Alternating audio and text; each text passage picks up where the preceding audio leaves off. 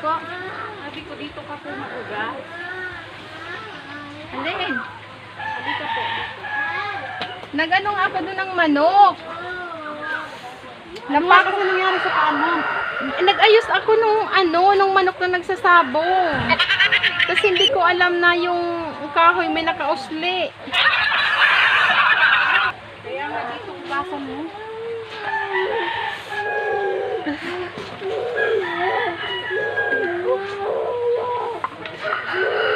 Madami pa lang nakaano doon eh.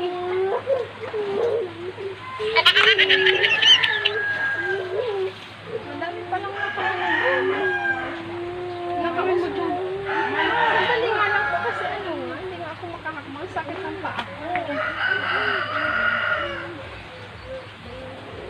Madami kasi nakausli doon na pa ako. Yung doon, yung tawag dito.